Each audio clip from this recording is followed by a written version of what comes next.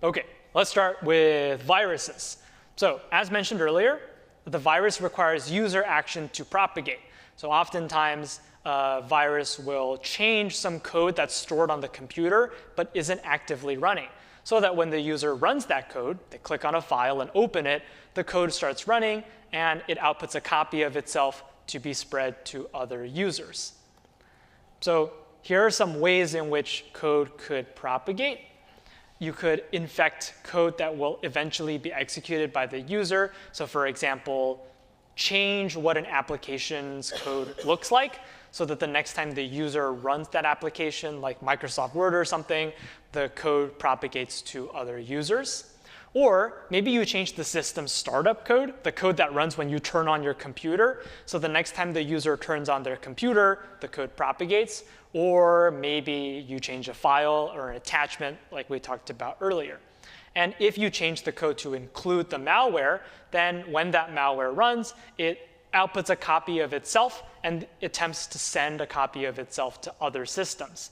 Ways that it might do that might be sending emails to everybody with the code attached. So maybe if the user has a contact list on their computer with lots of emails, then the malware pulls that list and sends the malware to everyone on that email list. Or maybe if the user has a USB flash drive plugged in, then the malware notices that and copies itself to the USB flash drive, so anyone else plugging in that flash drive gets infected. Those are some ways in which we try to automatically propagate code. So that's what attackers are going to do. What might security people do to try and defend against those attacks or detect them?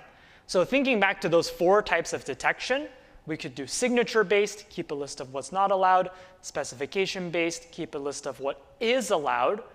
Which of those is better? Well, I guess I kind of spoiled it, but I think signature-based detection, where you keep track of what's not allowed, is better than specification-based detection in this case. And why is that? Because if you think about viruses, they always replicate by sending a copy of itself. So the whole point of the virus is to automatically spread copies of itself to other computers. In other words, the virus is a piece of code for which copies appear all over the place.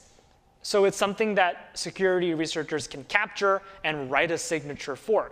If you find a virus on one system, and you notice that it's a virus, you can tell the entire world, this is what the virus looks like. Everybody can add that signature to their deny list. And now anybody who sees that virus will catch the virus and detect it. Sometimes the software that does this is called antivirus, and antivirus software often have a checklist of common viruses that have been detected. This is a good way to catch viruses specifically because they try to copy themselves, and when there's so many copies, you can use signature-based detection to catch it.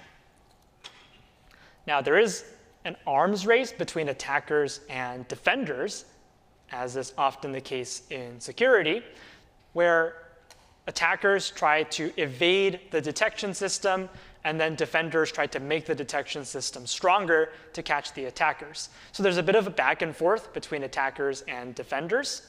The attackers try to write stronger viruses, and the defenders try to write stronger antiviruses in response.